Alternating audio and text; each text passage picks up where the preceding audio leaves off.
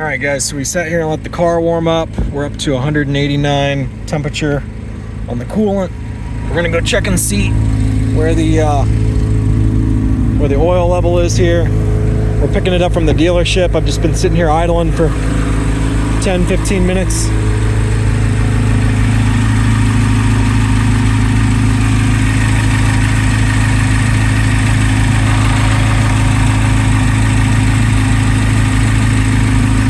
Second here.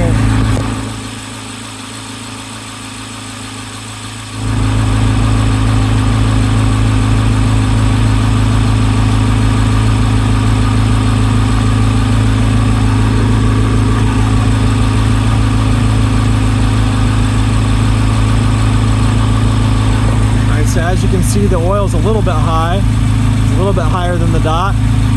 So the question is, get it down here where you can see it. Is it already raising while I'm just sitting here idling? Which again, that's not the dealership's fault. There's a problem with the car, the way General Motors designed it.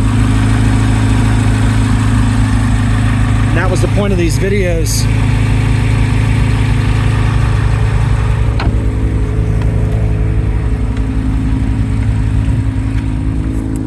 Oh man. So I want to be clear about what's going on. I've been in quite the bind over the last year with dealers in Cincinnati because when I went to Jake Sweeney Chevrolet, my car got stolen from there and they were doing a really poor job of getting my car fixed, my C7 Z06, and then the car got stolen and then it got recovered and then they didn't tell me how bad the damage was. They said, oh yeah, it's not a big deal, we'll fix it. And the next thing you know, they're calling me like weeks later, like a month later, basically like, oh hey, we might need to total your car, how much are your wheels worth, blah blah blah blah blah. And I'm just like, what are you talking about? I thought you said there was just a little bit of damage to it. So anyway, so I've had to start to document everything, and I'm very conscientious of the law in Indiana. The law in Indiana is, and I'll pull it up here so you guys can see, that's where this dealership is. So, I mean, I'm not doing anything illegal, but they're trying to guilt trip me that I'm filming the conversations when it's not against the law in Indiana to do so. Let me show you here real quick what I'm talking about.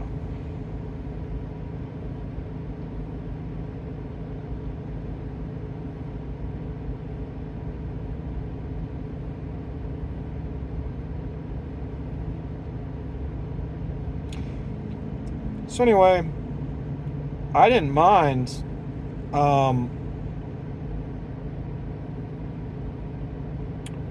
paying the bill because at the end of the day, General Motors is going to have to pay the bill when this car goes back in on lemon.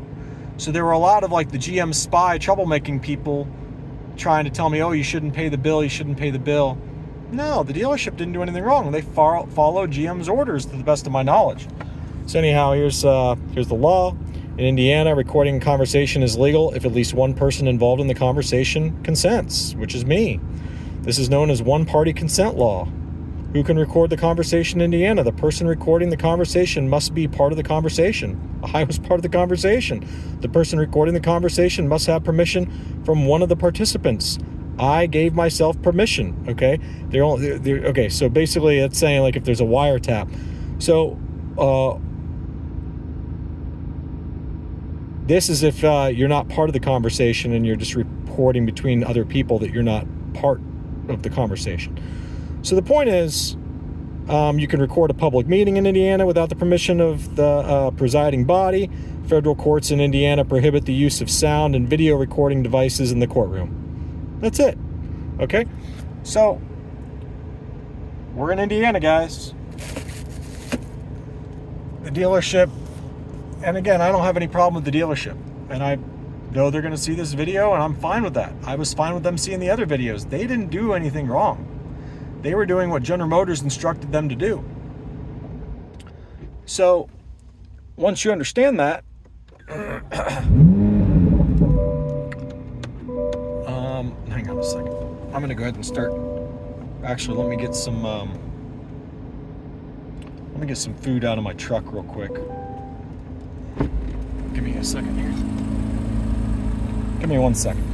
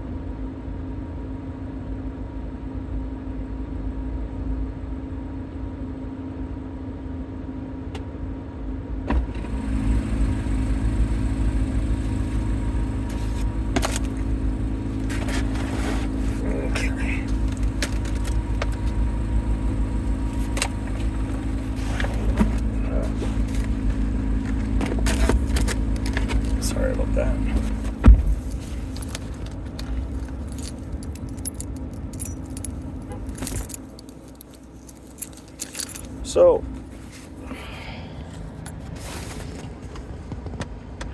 okay, so I know I've met the owner before. I've met his son. They're cool dudes. I got no problem with them. I told the son the other day what was going on with the car when I was making the videos inside the, about the oil level raising and stuff, and that I'd solved the puzzle. I told him, I said, I'm not mad at you guys. You guys didn't do anything wrong. It's General Motors designed a flawed car, and there's potentially going to be a big stop sale on these things when it's all said and done. Once I expose what's going on.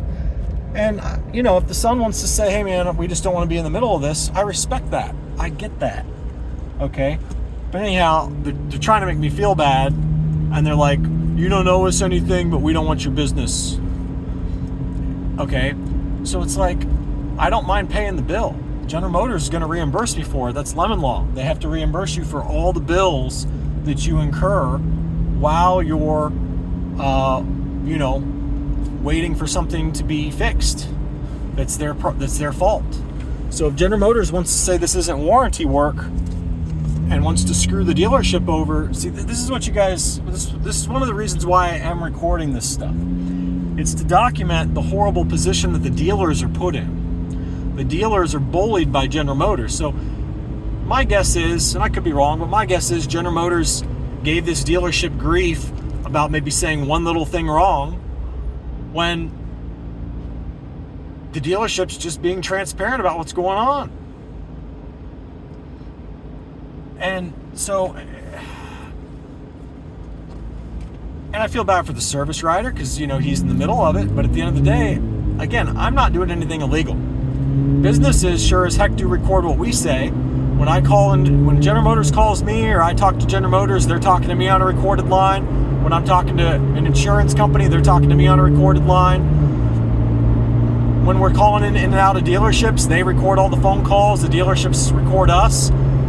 So here in the United States, in some states, they still have it where it's fair and square, where both parties can record each other. Okay?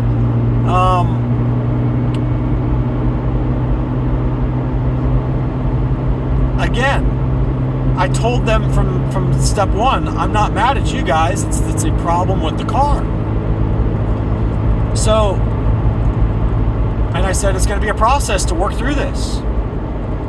And when I talked to the guy yesterday, I was peaceful with him. I laughed with him, Jeremy, the service writer. And when I was angry, it was after I hung up with Jeremy, I was angry at General Motors. And I made that very clear. I said, it's General Motors who deserves to have a class action about this issue. I think the issue's still going on in the car. The oil, they said that they got the oil within spec, and the oil is now above the dot. All right? Just while I'm sitting there idling, letting the car warm up. Already the car is raised oil. I had white exhaust smoke coming out. Okay? So,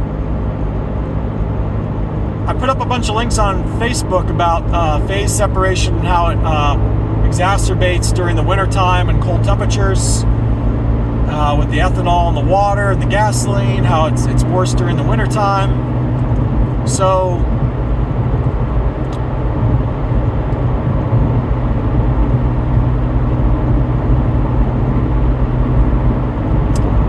it's just a shame. So think about this, and I'm not trying to pick on that dealership. I see where they're coming from, and hopefully they watch this video and they understand where I'm coming from. The issue is we, the civilians who buy General Motors vehicles, can't get our cars fixed. This car still isn't fixed. I had a C0706 that was in and out of Chevy stores for literally a year, and then it got stolen. And then it was another year until I could get that whole situation relatively solved. And that whole situation still isn't solved.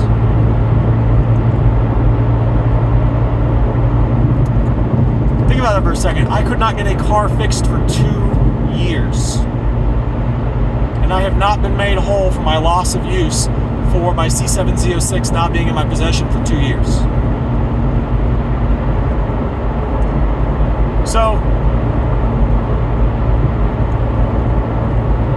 I couldn't drive this car for a few weeks, at least 2 weeks.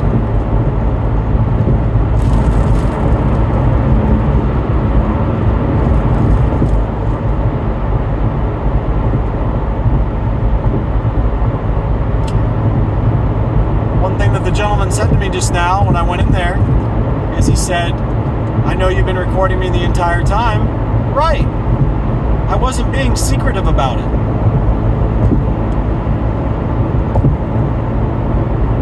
He knew I was recording him and he was happy to talk. And he admitted that he knew I was recording him the whole time. So I don't get it, guys. I mean, I kind of do, but at the same token, I'm not the bad guy here. I'm just documenting. I'm crossing my T's, dotting my I's situation where it's like, what else am I supposed to do as a civilian? This is to show the rest of the world what's going on with General Motors and what it is to own one of these vehicles. This problem exists from day one on the vehicles. I know dealers who have had this exact problem happen on PDI cars.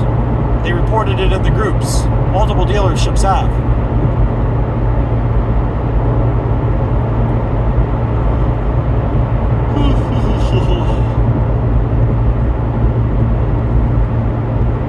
It's a shame.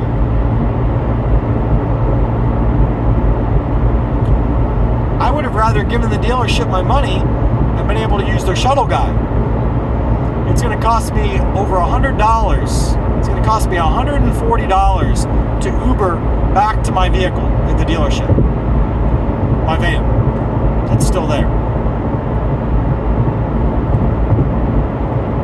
Because the original plan was the shuttle guy was going to follow me, put the car back at the house, and then go back to my van with the shuttle guy.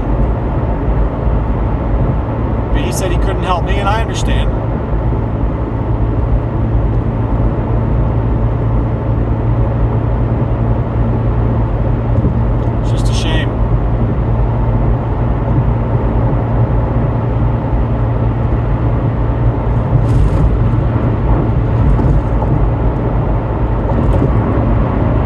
For the service rider that the owner of the dealership didn't call me and address the situation, or that he didn't pull me aside and say, hey Brandon, look, it's putting us in a weird spot. I get it. It sucks to work underneath General Motors. General Motors is who puts you in the weird spot. They're giving you bad advice that doesn't work to fix the cars. It's all a game. It's all a show. To kick the can down the road and hope the customers give up. That's what it's all about with General Motors. That's what they're doing with my lemon law. It's just it's the recurring theme. And with most people it works. Apparently, I don't know. Otherwise I don't know why they'd be doing it. So I highly recommend that those of you who let General Motors win, stop letting them win. The law is on our side. They have to fix our cars. My car still has the problem.